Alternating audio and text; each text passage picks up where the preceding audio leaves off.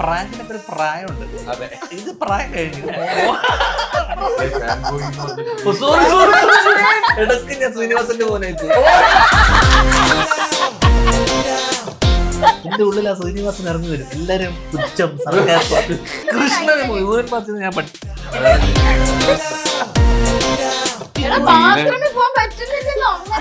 തൂരിട്ടൊക്കെ പോയപ്പോ അതില്ല അവിടെ എവിടെയൊക്കെ പെയിന്റ് അടിക്കും. ശരിക്കും നമ്മളോട് ദേഷ്യമുള്ള ആൾക്കാർക്ക് പോലും എന്തെങ്കിലും പറയാൻ വന്നതിൽ തന്നെ അവരത് കറക്റ്റായിട്ട് എല്ലാവരും ആ വേർഡുകളുടെ കൂടെ കയറി സിനിമയിലേക്ക്. ഒരു ദിവസം രാവിലെ 6-6:30 മണിയായിട്ടുണ്ടാവും. മമ്മൂക്കയാണ് വിളിക്കുന്നത്. എടാ ഞാൻ ഇന്നലെ നിന്റെ ഒരു സിനിമ മീനത്ത് തലിയുണ്ട്. എടാ ഇതാടാ സിനിമ. അപ്പൊ ചേട്ടൻ എന്റെ അടുത്ത് മോശമായിപ്പോയി, ഞാൻ എന്റെ അച്ഛൻ്റെ അടുത്തും ടീച്ചേഴ്സിന്റെ അടുത്തും കംപ്ലൈന്റ് ചെയ്തതിന് അങ്ങനെ പറഞ്ഞു. എന്റെ അച്ഛൻ്റെ അടുത്ത് ഞാൻ മുണ്ടാറ് പോലും ഇല്ല. സോറി, നേരെ തിരിച്ച അച്ഛനോട് ഇതൊക്കെയോ സിനിമ ഡബ് ചെയ്ത് ഇതൊക്കെ ചെയ്തിട്ട് ഞാൻ മുടിച്ചിട്ടുള്ളൂ. എടാ എന്താണ് ഡബ് ചെയ്യണ്ടേ, ബാക്കി പൈസ സെറ്റ് ചെയ്യണ്ടേ. ചേട്ടാ കഴിഞ്ഞ ദിവസം റിലീസ് ആയി പോയല്ലോ. Okay sorry. ഞാൻ നിന്നെ എടുക്കുക. എല്ലാവർക്കും കൗമുദി മൂവീസിലേക്ക് സ്വാഗതം. ഇന്ന് നമ്മുടെ കൂടെ വിശേഷങ്ങൾ പങ്കുവെക്കാനുള്ളത് പ്രിൻസും ഫാമിലിയുമാണ്. വെൽക്കം. പ്രിൻസ് ഞാനല്ല, ഇദ്ദേഹമാണ് അങ്ങോട്ട് നോക്കിയാ പറഞ്ഞത്. പ്രിൻസ്. പെട്ടെന്ന് അങ്ങോട്ട് ഇങ്ങനെ കസേരയുടെ വിഷം കിടക്കുന്നുണ്ട്, വിഷം കിടക്കുന്നുണ്ട്. Okay, welcome. നമസ്കാരം. എന്താണ് ധ്യാൻ ചേട്ടാ സീരിയസ് ആയിട്ട് ഇരിക്കുമെന്ന് പറഞ്ഞിട്ടാണോ ഇങ്ങനെ ഇരിക്കുന്നത്? ശ്വാസമെങ്കിലും വിടുന്നു, കൂളാവും. അല്ല, കൂടുമ്പോ ഉള്ള ആ ഒരു ഇമ്പമാണല്ലോ കുടുംബം. ആ ഇമ്പം ഞാൻ കുറച്ചു മുമ്പ് അവിടെ കണ്ടായിരുന്നു. അപ്പം അതിൽ നിന്ന് മാറ്റി പിടിക്കാനാണോ ധ്യാൻ ചേട്ടൻ കുറച്ച് സീരിയസ് ആയിട്ടിരിക്കണം? അല്ല, എല്ലാത്തിലും തമാശയായിട്ട് കാര്യമല്ല. നമ്മൾ സിനിമയെ കുറിച്ച് സംസാരിക്കാനുള്ള സിനിമയെ പ്രൊമോട്ട് ചെയ്യുന്നത്. നമ്മുടെ സിനിമയിൽ എവിടെ അതിന് സീരിയസ് ആയിട്ട് ഭയങ്കരമായി സീരിയസ് ആവുന്നത്? നമ്മൾ ആദ്യത്തെ ഫസ്റ്റ് ഹാഫ് ഒക്കെ ചിരിച്ച് മറിഞ്ഞ ആൾക്കാര് വഴിയായി വളരെ സീരിയസ് ആയി ചെയ്യുന്ന സാധനമാണ് നിങ്ങൾ ചിരിക്കുന്നത് അല്ലേ? നമ്മളത് ഉദ്ദേശിച്ചത്. അതെ, നമ്മള് സീരിയസ് ആണെങ്കിലും നിങ്ങൾക്ക് അതിൽ തമാശ കാണാം എന്നുള്ളത് മാത്രമേ. പക്ഷെ ഈ പറയുന്ന പോലെ നമ്മള് തമാശയാണ് ഈ ചിത്രത്തിൽ നിന്ന് നമ്മൾ അവകാശപ്പെട്ടിട്ടില്ല. നമ്മൾ ഈ സിനിമ പ്രേക്ഷകരുടെ മുമ്പിലേക്ക് കൊണ്ടുവന്ന് നിങ്ങൾ തിയേറ്ററിൽ വെച്ച് സിനിമ കണ്ടതിന് ശേഷമാണ് നമ്മൾ ഇതിനെക്കുറിച്ച് സംസാരിക്കുന്നത്. അപ്പോഴാണ് നിങ്ങൾ പറഞ്ഞ് ഞങ്ങൾ ഒരുപാട് ചിരിച്ചു. അത് ഞങ്ങൾക്ക് ഒരുപാട് സന്തോഷമുണ്ട്. ഓക്കെ, ഞാൻ ഈ ഇന്റർവ്യൂ തുടങ്ങുമ്പോൾ തുടക്കത്തിലെ ഒരു കാര്യം ചോദിച്ചോട്ടെ. ചേട്ടൻ അറിഞ്ഞിരുന്നോ ചേട്ടത്തി അമ്മയ്ക്ക് അനിയനോടുള്ളൊരു ചെറിയ പരാതിയല്ല, ഒരു ചേട്ടത്തിനെ റാഗ് ചെയ്തു എന്നൊക്കെ കേട്ടു. ഇങ്ങനൊരു സംഭവം ചേട്ടൻ അറിഞ്ഞിരുന്നോ? അങ്ങനെ ഒരു കംപ്ലൈന്റ് എന്റെ അടുത്ത് പറഞ്ഞു. ഒരു ഭർത്താവ് എന്ന നിലയിൽ കുട്ടീനെ റാഗ് ചെയ്തിട്ട് അറിഞ്ഞില്ല. ഞാനോ അതിന് റാഗിങ് എന്ന് പറയാൻ പറ്റുമെന്ന് അറിയില്ല. ഞാൻ എന്താന്നൊക്കെ അങ്ങനെ റാഗിങ് ആയിട്ട് പറയാൻ പറ്റില്ല. എനിക്ക് സിനിമ ഏതെന്ന് പോലും അറിയില്ല. കഴിഞ്ഞ ദിവസേ ഞാനൊരു സിനിമന്റെ ഇത് കഴിഞ്ഞിട്ട് ഇതൊക്കെയോ സിനിമ ഡബ് ചെയ്ത് ഇതൊക്കെ ചെയ്തിട്ട് ഞാൻ മുടിച്ചിട്ടുള്ളൂ. എടാ എന്താണ് ഡബ് ചെയ്യണ്ടേ, ബാക്കി പൈസ സെറ്റ് ചെയ്യണ്ടേ. ചേട്ടാ കഴിഞ്ഞ ദിവസം റിലീസ് ആയി പോയല്ലോ. Okay sorry. അതുകൊണ്ട് എനിക്ക് ഓർമ്മയിൽ നമ്മളെപ്പോഴാണ് അതെനിക്ക് മനസ്സിലായി. അല്ല, ഞങ്ങളെപ്പോഴാ ഇല്ലില്ല, ഞാൻ ഫസ്റ്റ് ദിവസം അഭിനയിക്കാൻ വന്നപ്പം എനിക്ക് ഭയങ്കര നെർവസ് ആയിട്ടിരിക്കുന്നു. പിന്നെ ഈ ചേട്ടനെ കണ്ടപ്പം അഭിനയിക്കാൻ പറ്റില്ല. കണ്ട് എനിക്ക് ആ സെക്കൻഡ് ഫസ്റ്റ് ദിവസം അത് ചേട്ടനായിട്ടുള്ള ഫസ്റ്റ് ദിവസം. അപ്പൊ അത് എനിക്ക് ഭയങ്കര ഇങ്ങനെ ചിരി വരാൻ തുടങ്ങി. അത് കഴിഞ്ഞപ്പം ഞാൻ ഇടയിൽ ഡയലോഗ് തെറ്റിച്ചു. എനിക്ക് ഈ ഇങ്ങനെ നോക്കി നിൽക്കും, എനിക്ക് കണ്ടിട്ട് ഒന്നും പറയാൻ പറ്റില്ല. അപ്പൊ ഞാൻ പറഞ്ഞു ചേട്ടാ സോറി ചേട്ടാ ഒന്നുകൂടെ ഇറക്കി. അപ്പൊ പറഞ്ഞപ്പോൾ ഞാൻ എക്സ്പെക്ട് ചെയ്യണത് ഒരു ബിഗിനർ എന്നുള്ളേക്ക് ഒരു സീനിയർ ആക്ടർ നമ്മളെ സപ്പോർട്ട് ചെയ്യുന്നത്. അല്ല കുഴപ്പമില്ല ഒന്നുകൂടെ ഇങ്ങനെ പറയുന്നത് ഞാൻ എക്സ്പെക്ട് ചെയ്ത്. അപ്പൊ ചേട്ടൻ എൻ്റെ അടുത്ത് മോശമായിപ്പോയി, ഞാൻ എന്റെ അച്ഛൻ്റെ അടുത്തും ടീച്ചേഴ്സിന്റെ അടുത്തും കംപ്ലൈന്റ് ചെയ്തതിന് അങ്ങനെ പറഞ്ഞു. അടിച്ചു. അച്ഛൻ്റെ അടുത്ത് ടീച്ചേഴ്സിന്റെ അടുത്ത് കംപ്ലൈന്റ് ചെയ്യുന്നു. എന്റെ അച്ഛൻ്റെ അടുത്ത്? എന്റെ അച്ഛൻ്റെ അടുത്തല്ല, ചേട്ടന്റെ അച്ഛൻ്റെ അടുത്ത്. ഞാനല്ലായിരിക്കും അങ്ങനെ തന്നെ പറഞ്ഞത്. എന്റെ അച്ഛൻ്റെ അടുത്ത് ഞാൻ മുണ്ടാറ് പോലും ഇല്ല. സോറി, നേരെ തിരിച്ച അച്ഛനോട് ചേട്ടൻ ഇതൊന്നും അറിയുന്നില്ലേ? ഏത് ഇങ്ങനെയുള്ള പ്രശ്നങ്ങളൊക്കെ അവിടെ നടന്നത്? ഇല്ല, സമയത്ത്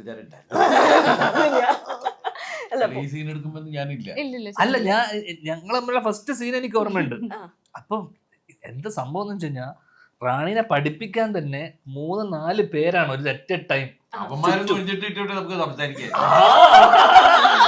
ഞാൻ ഇവന്മാരുടെ ഇടയിൽ പോയിട്ടാണ് എനിക്ക് സംസാരിക്കും. ചുറ്റും 4 പേര് അങ്ങനെ ചെയ് ഇങ്ങനെ ചെയ് റാണി ഇങ്ങനെ ചെയ് അങ്ങനെ ചെയ് 4 പേരുണ്ട് ചുറ്റും ഒന്ന് പഠിപ്പിക്കും അല്ലേ? സത്യമല്ലേ? ഡയലോഗ് പഠിപ്പിക്കാൻ അതിന് ചെയ്യാൻ റാണി ഇങ്ങോട്ട് വരൂ, എല്ലാം ട്രെയിനിങ് ആണ്. ഈ 4 പേര് പെടുന്നില്ല. 4 പേരെ താണ്ടി വേണം എത്താൻ. അങ്ങനെ പഠിപ്പിച്ചിട്ട് ഇവളെ തെറ്റിച്ച് കഴിഞ്ഞാൽ പിന്നെ ഞാൻ അങ്ങനെയല്ല. സത്യമായിട്ട് ഈ ചേട്ടനെ കണ്ടപ്പോ ഫുൾ തെറ്റിപ്പോയതാ. ചേട്ടനെ കണ്ടിട്ട് ബാക്കി പറയാൻ പറ്റില്ല. തെറ്റിയത് തമാശയായിട്ടാണോ? അതെ, എനിക്ക് ഇന്റർവ്യൂ കണ്ടിട്ട് ഇത് മൈൻഡിൽ കിടക്കണോണ്ട് ഇങ്ങനെ നോക്കുമ്പോ ഭയങ്കരമായിട്ട് ഇന്റർവ്യൂകളിലൂടെ ഞാൻ ഒരുപാട് ചിരിപ്പിച്ചിട്ടുണ്ട്. ഞാൻ കണ്ടപ്പോ മുഴുവൻ ആ ഇന്റർവ്യൂകൾ. പക്ഷെ ഞാൻ ജോലിയിൽ വരുമ്പോൾ വളരെ സീരിയസ് ആയിട്ടുള്ള ആളാണ്. എനിക്ക് തീർത്തിട്ട് അടുത്ത പടത്തിന് പോകണം, അടുത്ത ഇന്റർവ്യൂ കൊടുക്കണം നമുക്ക് അറിയില്ല.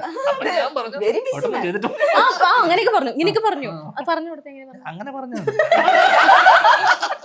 എന്നിട്ട് പഴംപൊരി ഇരുന്ന് കഴിക്കായിരുന്നു. എന്തേലും കഴിക്കണം.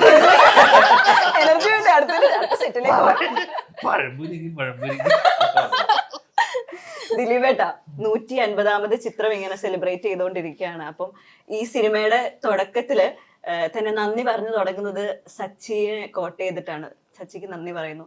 ഈ സിനിമയുടെ അവസാനത്തിലേക്ക് വരുമ്പോ സച്ചിയുടെ ഒരു വാചകം പറഞ്ഞ് അങ്ങനെ അവസാനിപ്പിക്കുന്നു. അപ്പം ദിലീപേട്ടനെ കാണുമ്പോൾ തന്നെ എനിക്ക് ഫസ്റ്റ് ചോദിക്കാനുണ്ടായിരുന്നത്, ഈ ഒരു സിനിമയിൽ മൊത്തം സച്ചിയുടെ ഒരു പ്രസൻസ് ആഗ്രഹിച്ചിരുന്നു? അല്ല, സച്ചി എന്ന് പറയുന്ന ആളെ എനിക്ക് ജീവിതത്തിൽ മറക്കാൻ പറ്റില്ല. കാരണം സച്ചിയുടെ ഒരുപാട് സിനിമകളൊന്നും ഞാൻ ചെയ്തിട്ടില്ല. സച്ചിയെ ഞാൻ പരിചയപ്പെടുന്നത് സച്ചി സേജു അവരൊരുമിച്ചിട്ടുള്ള ഒരു കൂട്ടുകെട്ടിലാണ്.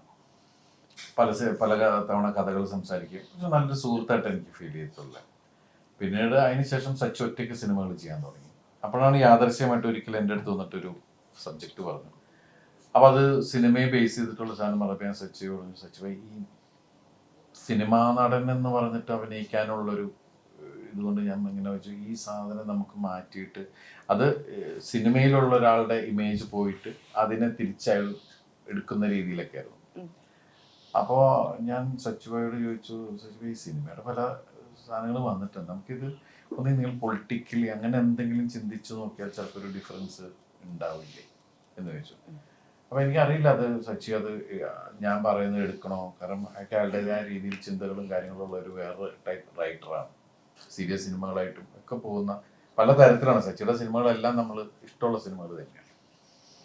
അപ്പോൾ സച്ചി അത് കഴിഞ്ഞ് കുറച്ച് സമയം കഴിഞ്ഞപ്പോൾ, കുറച്ച് സമയം വെച്ചാൽ അന്നത്തെ ദിവസമല്ല, കുറച്ച് ദിവസങ്ങൾക്കോ മാസങ്ങൾക്കോ ശേഷം വന്നിട്ട് ഇപ്പോൾ ഉള്ള രാമലീലയുടെ ഒരു ത്രെഡ് വന്നു. അപ്പം ഞാൻ പറഞ്ഞു, ഇതായിരിക്കും നല്ലെന്ന് തോന്നുന്നുണ്ട് കേട്ടോ, ഒന്ന് എഴുതി നോക്കൂ എന്ന് പറഞ്ഞു. അപ്പോൾ നമ്മൾ ചെയ്യല്ലേ, നമ്മൾ ഉറപ്പായിട്ടും എന്ന് പറഞ്ഞു. പക്ഷെ സച്ചി പിന്നെ അതുമ്മ പോയിരുന്ന് സ്ക്രിപ്റ്റ് വായിക്കണം. ഞാൻ അന്ന് ആ സമയത്ത് ചെയ്ത സിനിമകളുടെ സ്ക്രിപ്റ്റ്, പല സ്ക്രിപ്റ്റുകൾ കേൾക്കുമ്പോഴും ഞാൻ എഴുന്നേറ്റ് നിന്ന് കൈ കൊടുത്ത് കെട്ടിപ്പിടിച്ച സ്ക്രിപ്റ്റാണ് രാമലീല. ഞാൻ പറഞ്ഞു 2 സീനിൽ ചെറിയ ലാഗ് പോലെ ഉണ്ട്, അതൊന്ന് മാത്രം കറക്റ്റ് ചെയ്തു, ബാക്കി പെർഫെക്റ്റാണ് പോയി. എനിക്ക് ഭയങ്കരമായിട്ട് ഇഷ്ടമായി എന്ന് പറഞ്ഞു. പക്ഷെ പിന്നീട് ആ സിനിമയുടെ ഷൂട്ടിങ് കഴിഞ്ഞു. പിന്നീടുള്ള എൻ്റെ ലൈഫിലെയും അവസ്ഥകളും ഒക്കെ വെച്ച് നോക്കുമ്പോൾ സിനിമയും ജീവിതവും തമ്മിൽ ഇങ്ങനെ ഭയങ്കര കണക്റ്റഡ് ആവുക എന്ന് പറയുന്ന ഒരുപാട് വിഷയങ്ങൾ സംഭവിച്ചിട്ടില്ല. എല്ലാവർക്കും അറിയാമല്ലോ. അപ്പം ആ സമയത്ത് ശരിക്കും പറഞ്ഞാൽ ആ സിനിമയാണ് ആ സമയത്ത് എന്നെ രക്ഷിച്ചത്. ഇപ്പം ചിലപ്പോൾ ഈ ഇൻ്റർവ്യൂവിന് പോലും ഞാൻ ഇരിക്കുന്നതിന് കാരണം എന്ന് വെച്ചാൽ എനിക്ക് പലപ്പോഴും ഞാൻ കഴിഞ്ഞൊരു ഇൻ്റർവ്യൂവിൽ പറഞ്ഞു, സച്ചി എനിക്ക് വേണ്ടിയിട്ടാണോ സിനിമയിൽ വന്നത് എന്ന് പോലും സംശയമുണ്ടെന്നുള്ള രീതിയിൽ. കാരണം സച്ചി എഴുതിയ ആ സിനിമയാണ് എനിക്ക് തുടർന്ന് ഇങ്ങോട്ട് സിനിമ ചെയ്യാൻ. കാരണം ആ സിനിമയ്ക്ക് അന്ന് ആ സിനിമ റിലീസ് ചെയ്യുമ്പോൾ ആളുകൾ വന്നില്ലായിരുന്നെങ്കിൽ ചിലപ്പോൾ ദിലീപ് എന്ന് പറഞ്ഞ നടനെ ആ ഒരു ഇത് ക്ലോസ് ചെയ്യാന്ന് പറയില്ലേ, അവിടെ എനിക്ക് സച്ചി എനിക്ക് ലൈഫിൽ മറക്കാൻ പറ്റില്ല. പക്ഷെ സച്ചി മുന്നിലേക്ക് ഉണ്ടാവും എന്നുള്ള, സച്ചി ഒരിക്കലും നമ്മൾ അങ്ങനെ വിട്ടുപോകുന്നത് നമ്മൾ പ്രതീക്ഷിച്ചിട്ടില്ല. അതുകൊണ്ട് സച്ചിയോട് നമുക്ക് എപ്പോഴും അത് വേറൊരു വികാരമാണ്. Quite personal. ഒരു സിനിമ ചെയ്തിട്ടുള്ളൂ, പക്ഷെ ലൈഫിലായാലും മറക്കാൻ പറ്റില്ല എന്ന് പറയുന്നത്. ആ ഒരു നന്ദിയാണ് നമ്മൾ ഈ സിനിമയിൽ എന്നേക്കാളും ഉപരി സച്ചിയെ സ്നേഹിക്കുന്നുണ്ട്. അത് ഷാരീസ് ആണ് അതിന്റെ എഴുത്ത് കാര്യങ്ങളിലെല്ലാം വിൻഡോ. അവരുടെ ചിന്തകളും കാര്യങ്ങളും ഇപ്പോൾ മറ്റുള്ള സിനിമകളൊക്കെ നമ്മൾ ചെയ്യുമ്പോൾ ചിലപ്പോൾ ജനപ്രിയ നായകൻ എന്ന് പറഞ്ഞാൽ ഓരോ ഡയറക്ടേഴ്സ് ഓരോ പ്രൊഡ്യൂസേഴ്സ് ആ രീതിയിലാണ് അതിനെ കൺസിഡർ. പക്ഷെ ഇവർ ഇത്രയും കാലം ചെയ്ത എൻ്റെ സിനിമകളുടെ കുറച്ച് കഥാപാത്രങ്ങളെ അവർ എടുത്തിട്ടുള്ളൂ, മുഴുവനും എടുത്തിട്ടില്ല. കാരണം ഇത്ര 30 സെക്കൻഡ്സിലാണ് അതിന്. അപ്പോൾ ജനഹൃദയങ്ങളിൽ കയറിയ കുറച്ച് കഥാപാത്രങ്ങളെ വെച്ചിട്ട് അവർ നമ്മൾ പറയുന്ന ഒരു നോട്ട്, ഒരു കൊച്ചു കുടുംബ ചിത്രമായിട്ടാണ് എൻ്റെ 150ാമത്തെ സിനിമ നിങ്ങളുടെ മുമ്പിൽ സമർപ്പിക്കുന്നു. ആ സിനിമയുടെ പേസ് അവിടെ നിന്നേ അവർ സ്റ്റാർട്ട് ചെയ്യുന്നുണ്ട്. അവിടെ നിന്ന് നമ്മൾ ആ സിനിമയോട് ഇന്നായി. ശരിക്കും നമ്മളോട് ദേഷ്യമുള്ള ആൾക്കാർക്ക് പോലും എന്തെങ്കിലും പറയാമെന്നതിൽ തന്നെ അവരത് കറക്റ്റായിട്ട് എല്ലാവരും ആ വേർഡുകളുടെ കൂടെ കയറി സിനിമയിലേക്ക്. പിന്നെ പെട്ടെന്ന് തന്നെ പ്രിൻസിൻ്റെ കൂടെ യാത്രയായി. വിചാരിക്കാത്ത തമാശകൾ വരാൻ തുടങ്ങി. വിചാരിക്കാത്ത സിറ്റുവേഷൻസ് ഉണ്ടായപ്പോൾ അതിൽ തമാശകൾ കാണാനും അതിൽ ചിരിക്കാനും. പിന്നെ ഒരു ഘട്ടം എത്തി കഴിഞ്ഞപ്പോൾ വിചാരിക്കാത്ത ഒരു ട്വിസ്റ്റ് വന്ന് കയറുന്നു. അവിടെ നിന്ന് സിനിമ വേറെ തരത്തിലേക്ക് മാറുന്നു. അവിടെ ചിരിപ്പിക്കുകയും ചിന്തിപ്പിക്കുകയും ഒന്ന് കണ്ണു നനയിപ്പിക്കുകയും ചെയ്തപ്പോഴാണ് സിനിമ, ഒരു പ്രതീക്ഷയില്ലാത്തൊരു സിനിമ വലിയ വിജയത്തിലേക്കായിട്ട് പ്രേക്ഷകരാണ് ഈ സിനിമ നല്ലതാന്ന് പറയുകയും ഈ സിനിമയ്ക്ക് പരസ്യം കൊടുത്തത് നമ്മളാരുമല്ല, പ്രേക്ഷകരാണ്. അവരുടെ മൗത്ത് പബ്ലിസിറ്റി ഏറ്റവും കോടിക്കണക്കിന് രൂപയേക്കാൾ വാല്യൂ ആണ് ആ മൗത്ത് പബ്ലിസിറ്റി എന്ന് പറഞ്ഞത്. ഇപ്പൊ ഈ സിനിമയുടെ ഈ കാര്യം പറഞ്ഞപ്പോൾ ഇതിനകത്തൊരു ട്വിസ്റ്റും അല്ലെങ്കിൽ ആൾക്കാരെ കണ്ണു നനയിക്കുന്ന കാര്യമൊക്കെ പറഞ്ഞു. കണ്ണ് നനയിച്ച ഒരാളാണ് ഇതായിരിക്കുന്നത്, സഫിയാത്ത. ഇപ്പൊ പടം കണ്ടു കഴിഞ്ഞ് വരുന്ന ഒരാൾക്ക് പെട്ടെന്ന് എനിക്ക് തോന്നുന്നില്ല മഞ്ജു ചേച്ചി എന്ന് കയറി വിളിക്കാൻ തോന്നുന്നു, സഫിയാത്ത എന്ന് വിളിക്കാൻ തോന്നും. സഫിയാത്തയും പ്രിൻസും തമ്മിലുള്ള ഒരു ബോണ്ട് അത് ഭയങ്കരമായി വർക്കായി. അത് ആ ഒരു അനിയന സാറേ എന്ന് പറയുന്ന ഒരു ഡയലോഗിനകത്ത് തന്നെ ഭയങ്കരമായിട്ട് അത് വർക്കായി. ശരിക്കും നിങ്ങൾ തമ്മിലൊരു ബോണ്ടിങ് എങ്ങനെയാണ് സിനിമ നമ്മൾ ഇതിന്റെ നോക്കുകയാണെങ്കിൽ? ഞാനും ദിലീപേട്ടനും തമ്മിൽ ഒരു 30 വർഷത്തെ സൗഹൃദമാണുള്ളത്. ദിലീപേട്ടൻ നായകനാകുന്നതിന് തലേ ദിവസം വരെ ദിലീപേട്ടൻ കമൽ സാറിൻ്റെ അസിസ്റ്റന്റ് ഡയറക്ടറായിട്ട് നിന്നിട്ടാണ് ദിലീപേട്ടൻ മാനത്തെ കൊട്ടാരം അല്ലേ ഞാൻ മഴയത്ത് മുമ്പേ ചെയ്തുകൊണ്ടിരിക്കുമ്പോൾ അത് ഞാൻ ന്യൂ കമറാണ്. ആ സമയത്ത് വന്ന് ചെയ്തുകൊണ്ടിരിക്കുന്ന സമയത്ത് ദിലീപേട്ടൻ കമൽ സാറിൻ്റെ അസിസ്റ്റന്റ് ആയിരുന്നു. സോ ഞങ്ങൾ ഒരുമിച്ച് അവിടുന്ന് തുടങ്ങിയ സൗഹൃദമാണ്. ഇപ്പോഴും ആ സൗഹൃദം നല്ല ബോണ്ടിങ് ആണ്. വിശേഷ ദിവസങ്ങളിലും അല്ലാത്തപ്പോഴും ഞാൻ സിനിമ കണ്ട് ഇറങ്ങി ആദ്യം വിളിച്ചത് ദിലീപേട്ടനെയാണ്. അല്ലാത്തപ്പോഴൊക്കെ വിളിച്ച് സംസാരിക്കുകയും വിശേഷങ്ങൾ പങ്കുവയ്ക്കുകയും ചെയ്യുന്ന നല്ല സൗഹൃദമുണ്ട്. മീനാക്ഷിയും എൻ്റെ മകളും തമ്മിൽ നല്ല സൗഹൃദം. അത് ഞാൻ വളരെ വൈകിയാണ് അറിഞ്ഞത്. അതായത് എപ്പോഴോ സംസാരിച്ചപ്പോൾ ഇല്ല മീനാക്ഷി ചേച്ചി പറഞ്ഞല്ലോ എന്ന് പറഞ്ഞപ്പോഴാണ് ഞാൻ ചെയ്ത് മീനാക്ഷി ചോദിച്ചപ്പോൾ ദിലീപ് അപ്പൊ ചോദിച്ചു അങ്ങനെ ഞങ്ങളിടയ്ക്ക് മെസ്സേജ് കഴിക്കാറുണ്ട് സംസാരിക്കാറുണ്ട് എന്നൊക്കെ പറഞ്ഞപ്പോഴാണ് അങ്ങനെ ഒരു, കാരണം അവര് തമ്മിൽ എനിക്ക് തോന്നുന്നു രണ്ടാമത്തവളുടെ ബർത്ത്ഡേക്ക് എന്തോ ആണ് കണ്ടത്. ആ സമയത്ത് എന്തോ കണ്ടിട്ട് അങ്ങനെ കമ്പനിയായി. ഇപ്പൊ ആള് ആസ്റ്ററിൽ ജോയിൻ ചെയ്തല്ലേ? വീട്ടിലൊരു ഡോക്ടർ ഉണ്ടായതിന്റെ ഗുണങ്ങൾ എന്തൊക്കെയാണ്? ഇടക്കിടക്ക് ഹോസ്പിറ്റലിൽ പോവാം. അല്ല വീട്ടിലൊരു നമുക്ക് ഹോസ്പിറ്റലിൽ പോകേണ്ട പറ്റില്ലല്ലോ. ചേട്ടാ എങ്ങനെയുണ്ട് ആള് പ്രൊഫഷണൽ ലൈഫിലേക്ക് കയറിയിട്ട്? ഇല്ല, നമുക്ക് വലിയ സന്തോഷമാണ്. കാരണം ഒരു അഭിമാനം എന്നുള്ളത് ഞങ്ങളുടെ വീട്ടില് മാസവരുമാനമുള്ളത് അവർക്ക് മാത്രമാണ്, സ്ഥിരവരുമാനം.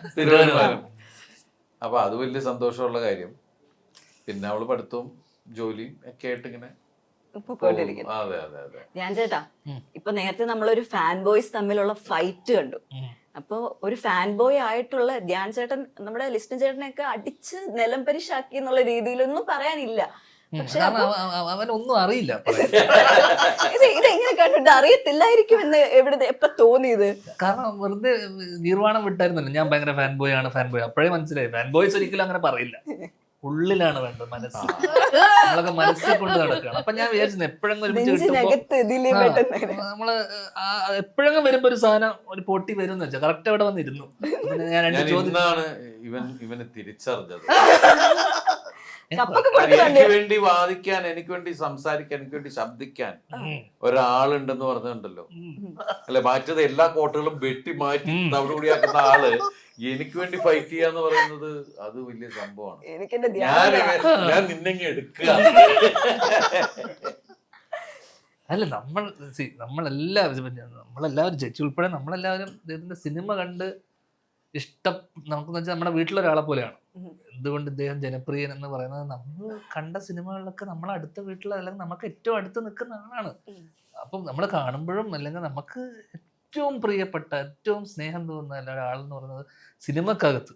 അത് ഞാൻ ദിലീപേട്ടൻ കഴിഞ്ഞ ദിവസം ഷാർജയിൽ പോയ സമയത്തൊരു ദുബായ് പോയ സമയത്ത് ദേപുട്ടിന്റെ അവിടെ വന്ന ജനങ്ങൾ ആൾക്കാരെ ഒരു വീഡിയോ കണ്ട സമയത്ത് എന്താ പറയണ്ടേ, അതിലിടയപ്പെട്ട് ചത്ത സ്നേഹക്കൂടലുണ്ട്. അത്രയും കുടുംബ പ്രേക്ഷകർ കുട്ടികളടക്കെ അതൊക്കെ നമുക്ക് ഭയങ്കരമായിട്ട് ടച്ച് ചെയ്യുന്ന കാര്യങ്ങളാണ്. സത്യം. ആ റീല് കാണണം, ഞാൻ കണ്ടിരുന്നു അത്. അതായത് സ്നേഹക്കൂടലുണ്ട് ചിലപ്പോ ഇങ്ങനെയൊക്കെ ദിലീപേട്ടൻ അതിനകത്തൂടെ ഇടക്ക് എന്ത് പറയാൻ പറ്റില്ലല്ലോ ഇതിനിടയിലൊക്കെ പെട്ടിട്ടേ. ഓക്സിജൻ കിട്ടാതൊക്കെ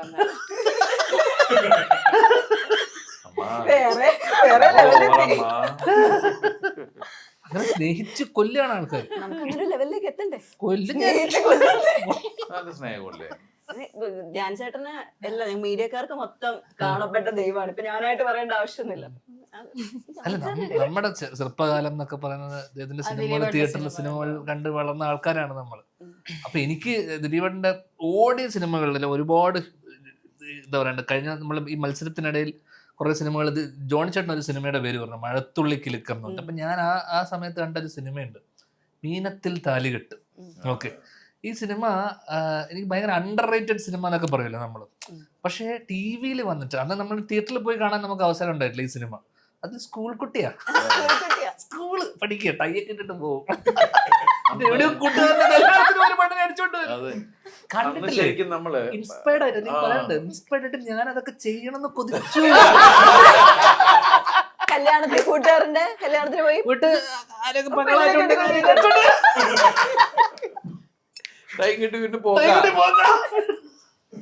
ആ സിനിമയെ നമ്മൾ തിയേറ്ററിൽ കാണാൻ ഭാഗ്യം ഉണ്ടായിട്ടില്ല. നമ്മൾ അന്ന് ഇത്തരം സിനിമകളൊക്കെ എന്താ പറയണ്ടേ, അതാണ് അന്ന് ഓടിയ സിനിമ അല്ലേ, അന്ന് തെറ്റില്ലാണ്ട് പോയത് 19 ദിവസം ഓടിയ സിനിമ. അപ്പൊ അന്ന് പക്ഷേ സിനിമ ഉണ്ടായിട്ടേ ഒരു ദിവസം രാവിലെ 6-6:30 മണിയായിട്ടുണ്ടാവും. ഞാൻ നോക്കുമ്പോ ഫോൺ അടിക്കുന്നുണ്ട്, മമ്മൂക്കയാണ് വിളിക്കുന്നത്. അപ്പൊ ഞാൻ, മമ്മൂക്ക എടാ ഞാൻ ഇന്നലെ നിന്റെ ഒരു സിനിമ ഉണ്ട്. അപ്പൊ ഞാൻ ചെയ്ത് മീനത്ത് താലികെട്ട്, എടാ ഇതാടാ സിനിമ എന്നൊക്കെ പറഞ്ഞിട്ട്. കാരണം ഞാനത് ചെയ്യുന്ന വെച്ചിട്ടുണ്ടെങ്കിൽ അന്ന് എനിക്ക് തോന്നുന്നു 10-28 വയസ്സിലാണ് ഞാനൊന്ന് +2 പൈലറ്റ് അഭിനയിക്കുന്നത്. മനസ്സിലായി, അന്ന് +2 തുടങ്ങുന്ന സമയം CBSE മറ്റത് ഈ 10ാം ക്ലാസ് കഴിഞ്ഞിട്ട് പ്രീ ഡിഗ്രി കഴിഞ്ഞിട്ട് ആ പ്രീ ഡിഗ്രി സ്റ്റോപ്പ് ആകാൻ പോണ സമയത്താണ് ഈ +2ന്റെ സ്റ്റോപ്പ്. എനിക്ക് വേണം അവിടെ ചോയ്സിലൊക്കെ ഉണ്ട്, എറണാകുളത്ത് ചോയ്സിലൊക്കെ ഈ +2 ഉണ്ട്. ആ സമയത്താണ് നമ്മൾ ഈ സബ്ജക്റ്റ് കൊണ്ടുവരുന്നത്. ഭയങ്കരമായിട്ട് എൻജോയ് ചെയ്ത സിനിമയാണ് മീനത്തിൽ താലികെട്ട്. അല്ല, ഇപ്പൊ നമുക്ക് പഞ്ചാബി ഹൗസും മീശമാധവനൊക്കെ വലിയ രീതിയിൽ സെലിബ്രേറ്റ് ചെയ്യപ്പെട്ട സിനിമകളാണ്. അങ്ങനെ വലിയ രീതിയിൽ സെലിബ്രേറ്റ് ചെയ്യുക, തിയേറ്ററിൽ സെലിബ്രേറ്റ് ചെയ്യപ്പെട്ട സിനിമകളാണ് ഇതൊക്കെ. അതൊരു പെരുന്നാൾ കാലത്ത് വന്ന, നോമ്പ് കാലത്ത് വന്ന സിനിമയാണ് അത്. ടി വിയില് ഭയങ്കരമായിട്ട് റിപ്പീറ്റ് വാല്യൂ ഉള്ള സിനിമയാണ്. ബാക്കി സിനിമകളൊക്കെ നമുക്ക് അറിയാം വലിയ രീതിയിൽ സെലിബ്രേറ്റ് ചെയ്യപ്പെട്ടു, പക്ഷെ ഇതിന് ഭയങ്കര റിപ്പീറ്റ് വാച്ചുള്ള സിനിമയാണ്. അതുപോലെയാണ് അനുരാഗ് കൊട്ടാരം, ഉല്ലാസ പൂങ്കാറ്റ് അല്ലെ. ഈ സിനിമ അനുരാഗ് കൊട്ടാരം മറ്റേ ഒരു മറ്റേ സെമിനാരിയിലെ മറ്റേ കേട്ട് മറ്റേ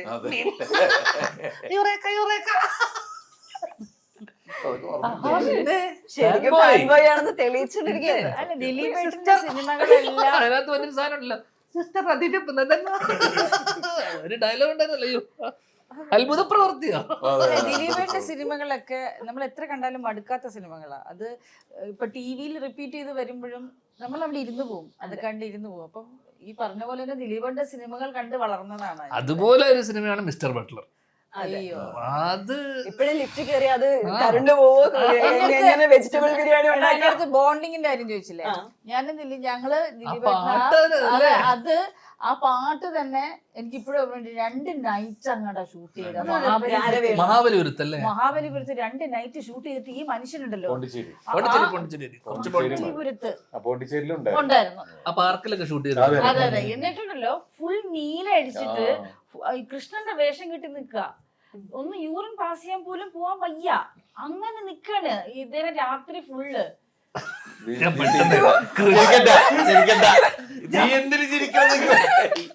അല്ല സീരിയസ്ലി ഞാൻ അതിന്റെ ഒരു കഷ്ടപ്പാട് രണ്ട് കൃഷ്ണന് യൂറിൻ പാസ് ഞാൻ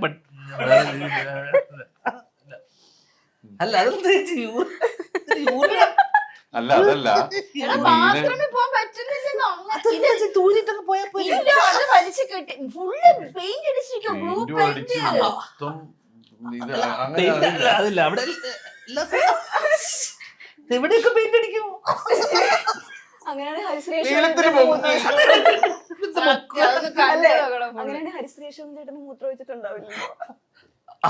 അതാണ് വിഷയം ഇപ്പൊ. അതാണ് വിഷയം. പിന്നെ നമ്മൾക്ക് സംസാരിക്കാനില്ല. അശ്വഞ്ചന്റെ വിളിയുടെ ഇല്ല അതിന്റെ ഒരു കാര്യം കാരണം അതിന് കുറച്ച് കോംപ്ലിക്കേഷൻ ഉണ്ടായി. സിനിമ ഇടയ്ക്ക് വെച്ച് പ്രശ്നമായും ഫിനാൻഷ്യൽ ക്രൈസിസും കാര്യങ്ങളെല്ലാം വന്ന് നിർത്തി. അങ്ങനെ ഒരു മാസത്തോളം എന്നെയും അങ്ങനെ കുറച്ച് ഗാങ് സീനത്തീച്ചയൊക്കെ അവിടെ ഞങ്ങള് പിടിച്ചു വെച്ചു. ഹോട്ടലിൽ പിടിച്ചു വെച്ചു. അങ്ങനെ വൻ വിഷയമായ ഒരു സിനിമയാണ് അത്. ആക്ച്വലി അത് ഈ നന്നായിട്ട് അത് പോകേണ്ട സിനിമയായിരുന്നു. പക്ഷെ ഇപ്പോഴത് തിയേറ്ററിലൊക്കെ ഐ മീൻ ടിവിയിലൊക്കെ വന്നു കഴിഞ്ഞപ്പോഴാണ് നന്നായിട്ട് ഇതാക്കുന്നത്. ചിഞ്ചുറാണി കുറെ നേരമായിട്ട് ചിഞ്ചുറാണിയിലേക്ക് എനിക്ക് എത്താൻ പറ്റുന്നുണ്ടായില്ല. ഈ സിനിമയുടെ മറ്റേ കാതലായിട്ടുള്ള വശം എന്നൊക്കെ പറയാൻ പറ്റുന്ന ആൾ ചിഞ്ചുറാണി ഭയങ്കര എനർജറ്റിക് ആണ് സിനിമയില്. റിയൽ ലൈഫിലെ എനർജി ഞാൻ നേരത്തെ ഇവിടെ കണ്ടു. എത്ര സിമിലാരിറ്റി ഉണ്ടാവും ചിഞ്ചുറാണിയും ഈ റാണിയും തമ്മില്? സിമിലാരിറ്റി അങ്ങനെ ഇല്ല. ഞാനല്ല ഞാനായിട്ട് അങ്ങനെ കണക്ഷൻ പറയാൻ പറ്റില്ല. പക്ഷെ ഐ ഹാവ് നാച്ചുറലി ഒരു കുറച്ചിങ്ങനെ ചൈൽഡ് ലൈക്ക് എനർജി, കുറച്ചിങ്ങനെ കളിച്ചിങ്ങനെ ഇഷ്ടമുള്ള ആൾക്കാരോട് മാത്രം. അല്ലാതെ കുറച്ച് റിസർവ്ഡ് ആണ്. അത്ര അങ്ങനെ ഭയങ്കര ആക്റ്റീവ് ഒന്നും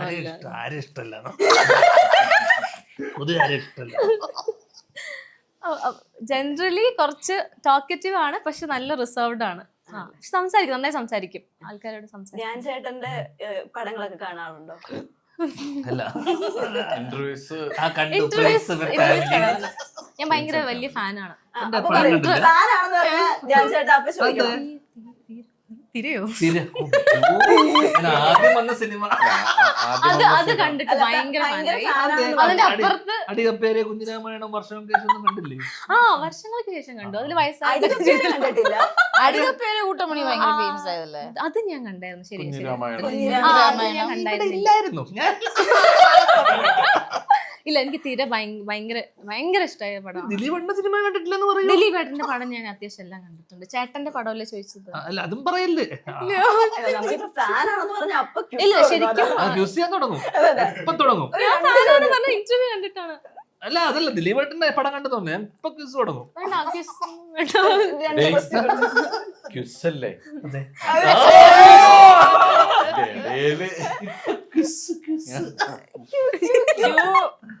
ബാക്കിയൊന്നും പറയാനില്ല. പാട്ട് പാടിയ 2 പടങ്ങൾ പേര്. സൗണ്ട് തോമ. Very good. അടുത്തത് എനിക്കറിയില്ല. ഹിറ്റ് പാട്ടുണ്ട്, ഹിറ്റ് പാട്ട്. തിളക്കം. ആ പാട്ട് 2 വരി പാടിക്കുന്നത്.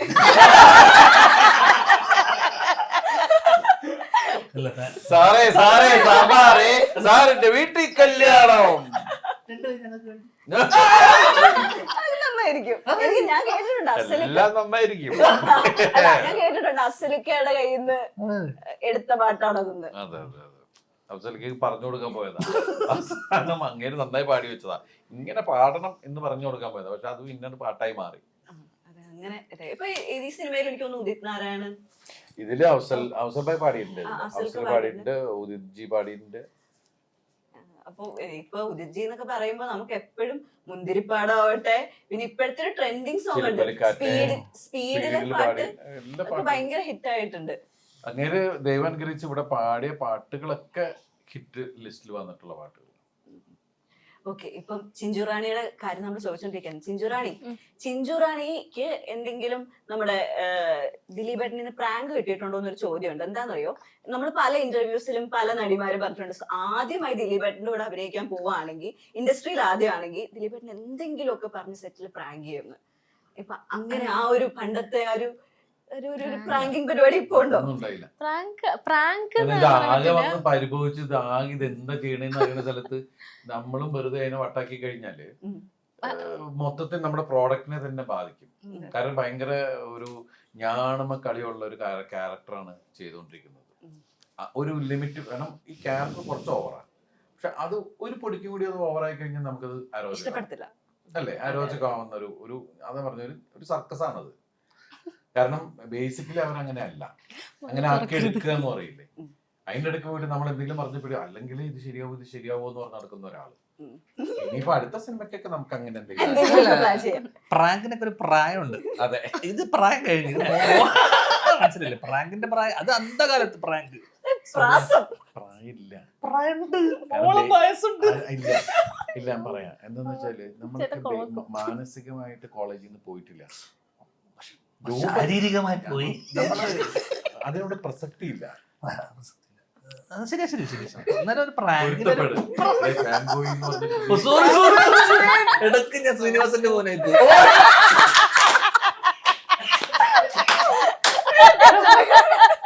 എന്റെ ഉള്ളിൽ ആ ശ്രീനിവാസൻ ഇറങ്ങി വരും. എല്ലാരും പുച്ഛം സർക്കാസം എല്ലാം അത് കേറി ഇറങ്ങി വരും. ഞാൻ എല്ലാവരും ശരിക്കും മകാനാടാ. ഞാൻ ഭയങ്കര ഫാനാണ് അദ്ദേഹത്തിന്. ഞാനും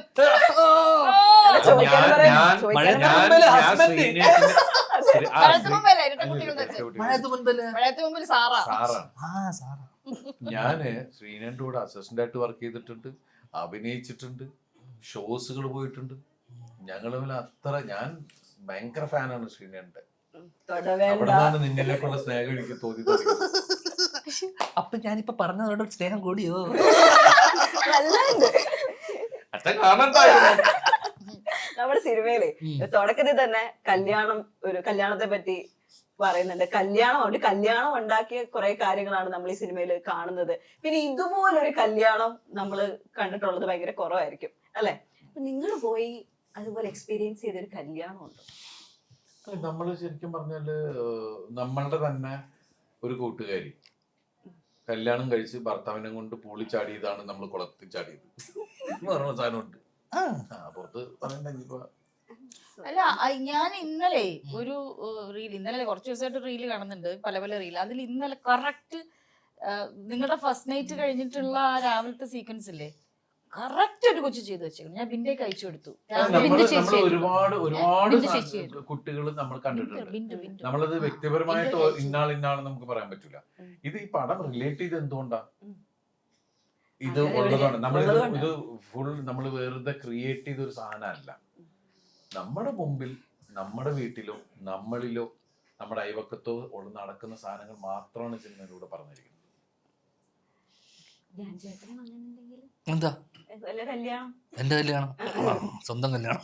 അത് ഗംഭീരമായിരുന്നു. അത് എന്താ പ്രശ്നങ്ങളുണ്ട്? ഇങ്ങനെ മറക്കാൻ പറ്റാത്ത വല്ല കല്യാണങ്ങൾ കൂടി അതിന് ഒരു കല്യാണം കൂടെ കഴിക്കേണ്ടി വരും. ഓക്കെ, എന്നാലും നമ്മുടെ സിനിമ തിയേറ്ററിൽ ഭയങ്കര സക്സസ്ഫുള്ളി ഓടിക്കൊണ്ടിരിക്കുകയാണ്. ഇപ്പൊ ഇന്നലെ ഞാൻ സെക്കൻഡ് ഷോ ആണ് പോയി കണ്ടത്. പ്രായം ചെന്ന ഒരുപാട് ആൾക്കാർ സെക്കൻഡ് ഷോയ്ക്ക് വരുന്നതിന് ഒരുപാട് നാളിന് ശേഷം കാണുന്നത്. കാരണം എല്ലാവരും ഒട്ടും വയ്യാഞ്ഞിട്ട് പോലും വന്നിരുന്ന് കാണുന്നുണ്ട്. ഭയങ്കരമായി തിയേറ്ററിൽ ചിരി കേൾക്കുന്നുണ്ട്. എല്ലാ ഫാമിലി ഓഡിയൻസ് ഒരുപാട് ആസ്വദിക്കുന്നുണ്ട്. ജനപ്രിയ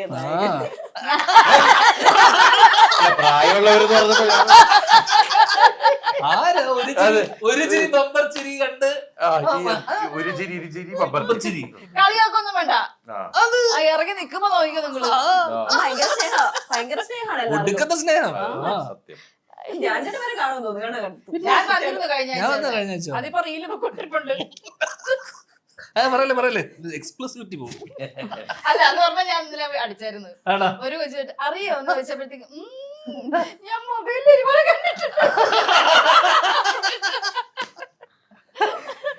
എന്തായാലും നമ്മുടെ ഈ മൊബൈൽ കാണുന്ന പോലെ നമ്മൾ തിയേറ്ററിൽ പോയിട്ട് എല്ലാവരും അടിപൊളിയായിട്ട് നമ്മുടെ സിനിമ കാണട്ടെ. കാണാത്തവര് ഈ സിനിമ തിയേറ്ററിൽ തന്നെ പോയി കാണുക.